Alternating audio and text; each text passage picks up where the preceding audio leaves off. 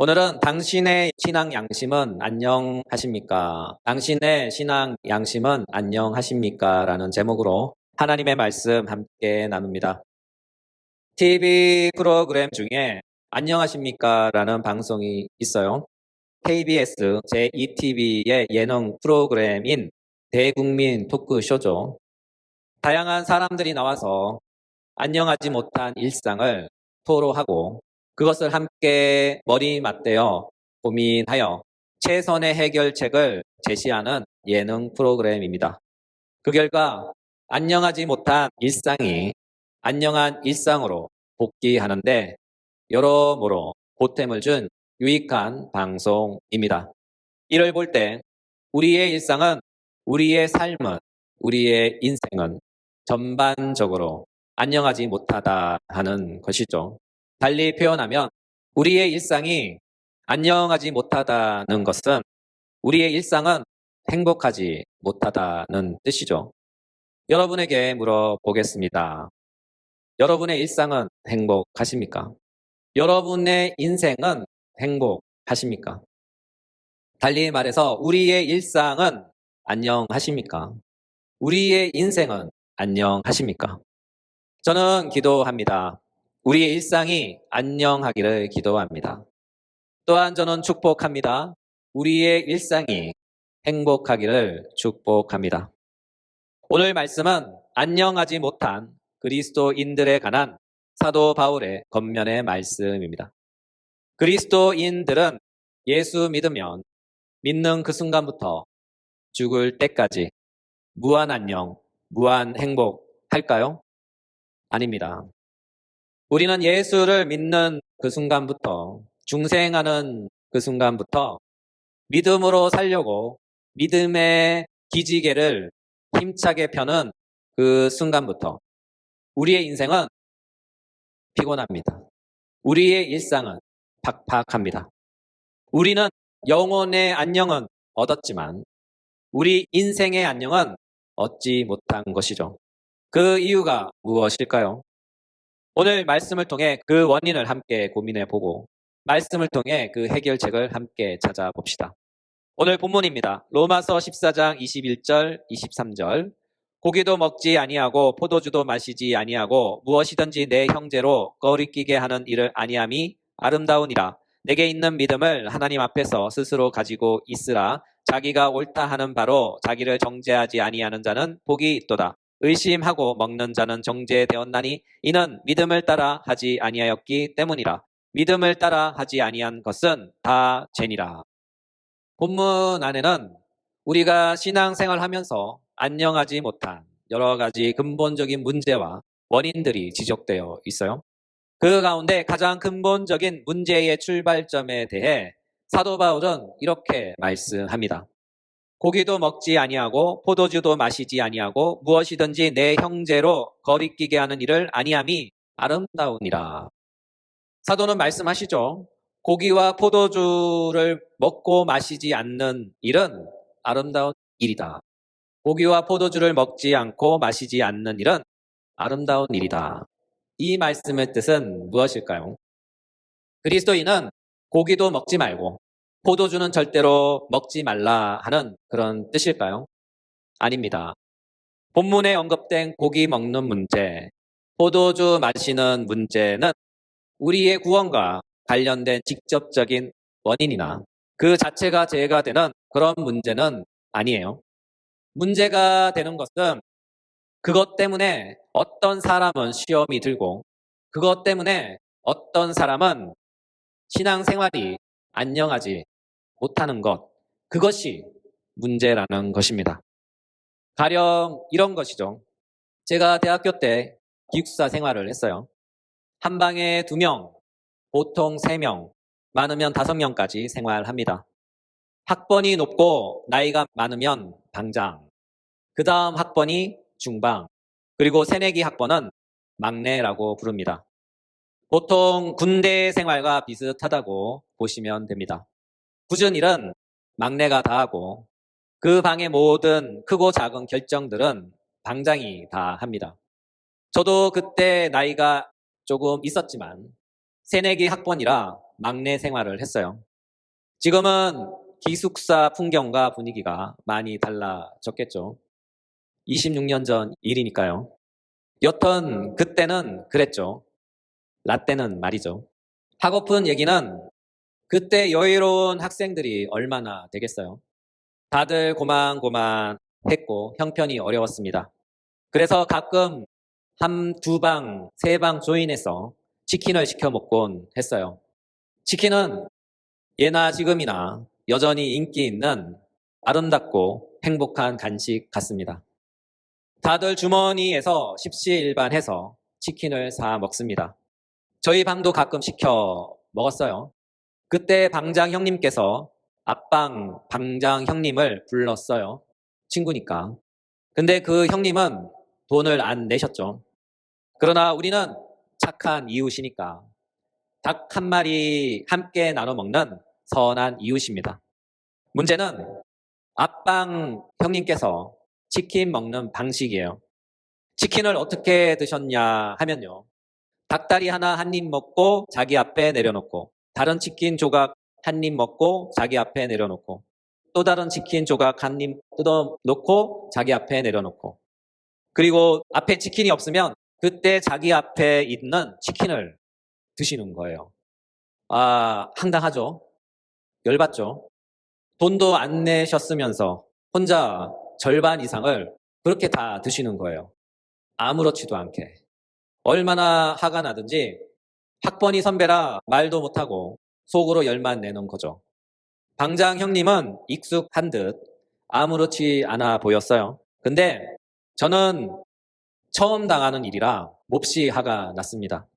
참고로 말씀드리지만 그 사람이 나쁘다거나 그 형님이 나쁘다는 뜻으로 말한 것은 절대로 아닙니다. 오해 없으시길 바랍니다. 예를 든 것이죠. 예를 들면 그렇다. 제가 그런 광경을 처음 당해봐서 그땐 그랬다라는 것이죠. 그래서 당분간 시험이 들었어요. 처음에 얼마나 얄미운지 치킨을 쳐다보기도 싫었어요.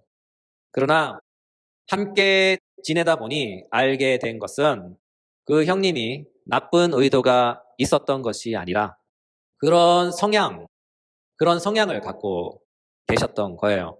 자신도 모르게 먹을 것에 약간 집착하는 그런 경향성이 좀 있으신 거죠.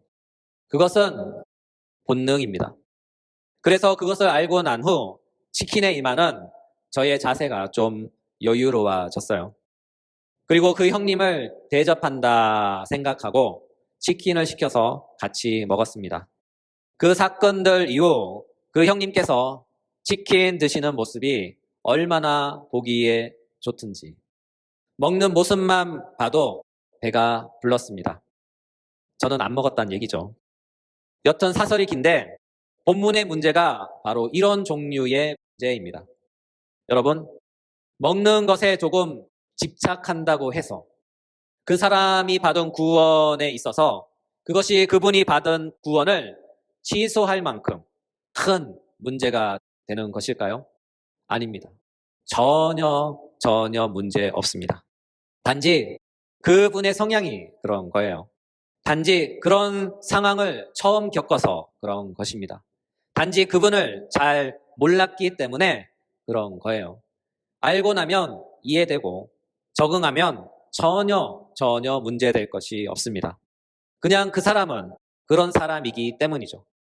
이것을 먼저 파악하고 알고 인식할 수 있는 사람이 그 상황을 잘 수납하면 되는 것이죠. 왜냐하면 그 사람의 본능과 성향은 선천적인 것이며 그 사람의 고유한 특성이기 때문이죠. 그래서 그것을 알면서도 잘 안 되는 거예요. 이와 같은 이유로 그런 성향이 아닌 그런 본성을 지닌 사람이 아닌 다른 이들이 그것을 잘 수납해 줘야 하는 것입니다. 왜냐하면 그것은 본능이기 때문이죠. 왜냐하면 그것을 알지만 그것을 스스로 통제가 잘 안 되기 때문이에요. 따라서 그것이 이해되고 나서 그 형님과 저는 잘 지냈습니다. 또한 그분께서 취업도 시켜주시고 잘 이끌어 주시기까지 했습니다. 그 형님 덕분에 어려운 시기를 잘 넘겼어요. 오늘을 비로소 감사의 말씀을 전합니다. 앞방 방장 형님, 그땐 정말 감사했습니다. 또한 포도주 문제는 패스하도록 하겠습니다. 왜냐하면 민감한 부분이기 때문에 패스합니다. 요점은 우리는 이와 같은 문제에 대해서 상대방을 배려하는 넉넉한 마음의 자세를 가져야 한다는 것이죠. 사도는 말씀합니다. 고기를 먹지 아니하고 포도주도 마시지 아니하고 무엇이든지 내 형제로 꺼리끼는 일을 아니함이 아름다우니라. 먹는 문제, 마시는 문제로 상대방을 거리끼게 하지 않는 것은 아름다운 일이다 라고 사도는 말씀합니다. 특히 본문에서 거리끼게라는 단어를 주목해 보셔요. 이에 해당하는 헬라어는 프로스코프테이입니다. 이는 부딪히게 하다, 충돌하여 넘어지게 하다라는 뜻인데 쉽게 풀어서 표현하면 이런 말이 됩니다. 문제의 빌미를 만들지 말라.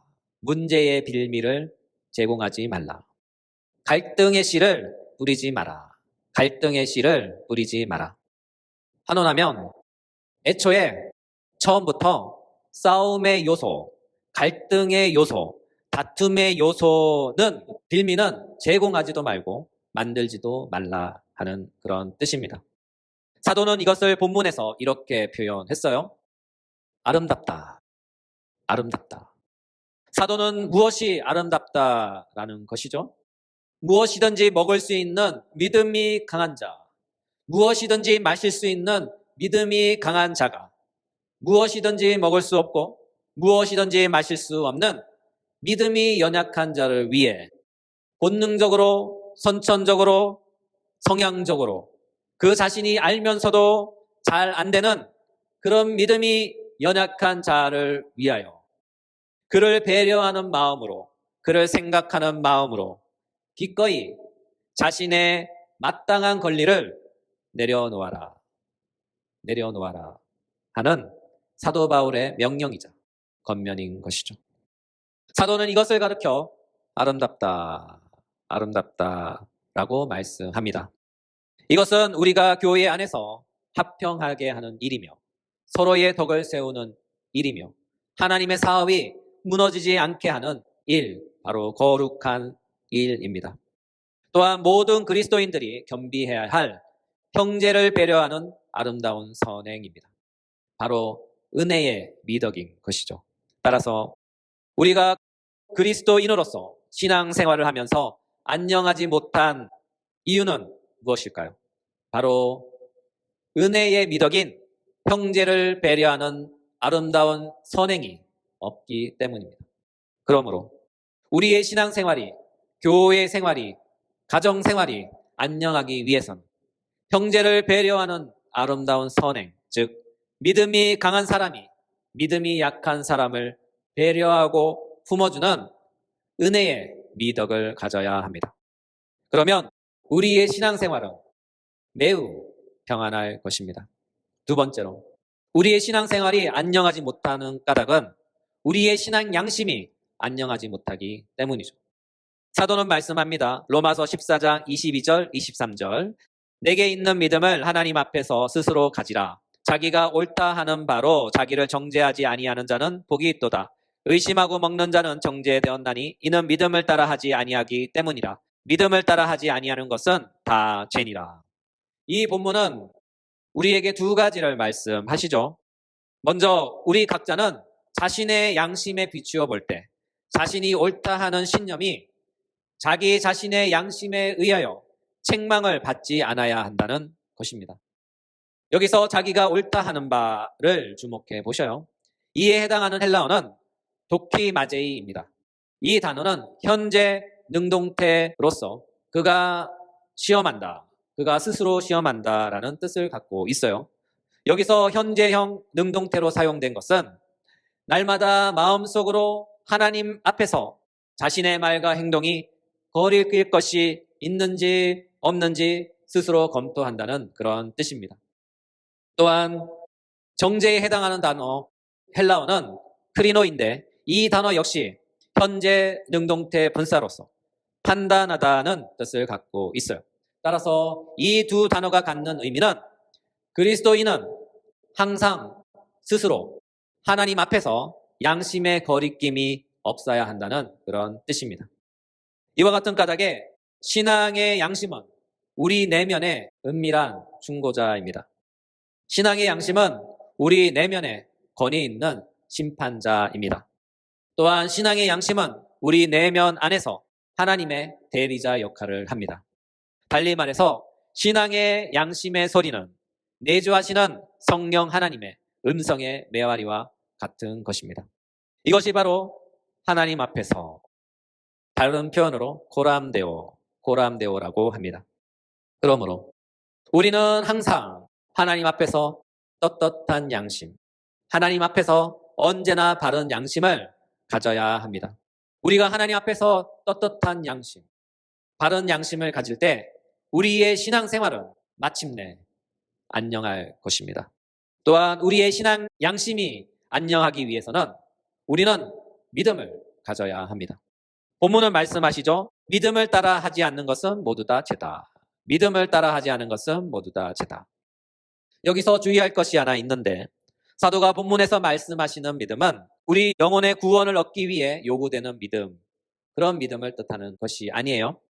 본문에서 사도가 사용한 믿음의 용례는 이미 받은 구원을 유지해 나가기 위해 필요한 믿음으로서 구원받은 신자가 하나님을 계속해서 신뢰하며 믿으며 또한 하나님이 주신 은혜와 은사들을 유지해 나갈 수 있는 영적인 능력으로서의 믿음을 가리킵니다. 이와 같은 영적인 능력으로서의 믿음은 각각 사람마다 다릅니다. 마태복음 25장 14절 15절 또 어떤 사람이 타국에 갈 때 그 종들을 불러 자기 소유를 맡김과 같으니 각각 그 재능대로 한 사람에게는 금 5달란트를 한 사람에게는 2달란트를 한 사람에게는 1달란트를 주고 떠났으니 우리 주님은 달란트 비유를 통해 우리에게 말씀하시죠. 그리스도인은 각 사람마다 주님으로부터 받은 영적인 능력이 다르다. 그리스도인은 각 사람마다 주님으로부터 받은 영적인 능력이 다르다. 이것을 사도 바울은 이렇게 표현했어요. 로마서 12장 3절 내게 주신 은혜로 말미암아 너희 각 사람에게 말하노니 마땅히 생각할 그 이상의 생각을 품지 말고 오직 하나님께서 각 사람에게 나누어 주신 믿음의 분량대로 지혜롭게 생각하라. 그렇죠. 사도는 말씀합니다. 믿음의 분량대로. 달리 말해서 그리스도인은 각각 상이한 믿음의 분량이 있다는 것이죠. 어떤 사람은 5달란트 받은 종처럼 5달란트 같은 믿음의 분량이 있고 어떤 사람은 2달란트를 받은 종처럼 2달란트 같은 믿음의 분량이 있으며 어떤 사람은 1달란트를 받은 종처럼 1달란트 같은 믿음의 분량이 있다는 것입니다. 또한 이것은 양심의 분량의 크기와 같습니다. 달리 말해서 양심의 분량의 크기는 믿음의 분량의 크기와 상응합니다. 똑같습니다. 한마디로 믿음의 분량은 양심의 분량이다. 이로 인하여 사도는 이렇게 말씀하시죠. 내게 있는 믿음을 하나님 앞에서 스스로 가지고 있으라. 여기서 또한 스스로 가지고 있으라를 주목해 보셔요. 이 말씀을 의역하면 확신을 가지라라는 뜻입니다. 바로 신앙 양심 위에 세워진 확신입니다. 이와 같은 신앙 양심 위에 세워진 확신은 바로 성령에 의한 확신과 같습니다. 왜냐하면 신앙 양심의 소리는 내주하시는 성령 하나님의 음성의 메아리이기 때문이죠. 이와 같은 진술에서 우리가 유추할 수 있는 사실은 그리스도인에게는 신앙 양심이 있는데 이것은 각 사람마다 그 분량이 다르다. 그리스도인에게는 신앙 양심이 있는데 이것은 각 사람마다 그 분량이 다르다 하는 것이며 이로 인하여 그 양심의 판단 기준치와 확신의 분량도 다르다 하는 그런 뜻입니다. 그 결과 어떤 사람은 같은 일을 경험하더라도 믿음의 분량, 양심의 분량이 다르기 때문에 혹자는 강한 믿음으로, 혹자는 연약한 믿음으로 그 믿음의 열매, 양심의 열매가 나타나는 것입니다. 오늘의 말씀을 마무리합니다. 우리의 신앙 양심은 안녕하십니까? 우리의 신앙 양심이 안녕하기 위해서는 형제를 배려하는 아름다운 선행이 필요합니다. 서로를 향한 은혜의 미덕이 필요합니다. 우리 모두 신앙 양심의 안녕을 위해서 서로를 향한 배려하는 아름다운 선행, 바로 은혜의 미덕을 소유하시는 주님의 형제 자매가 되시길 주님의 이름으로 축복합니다.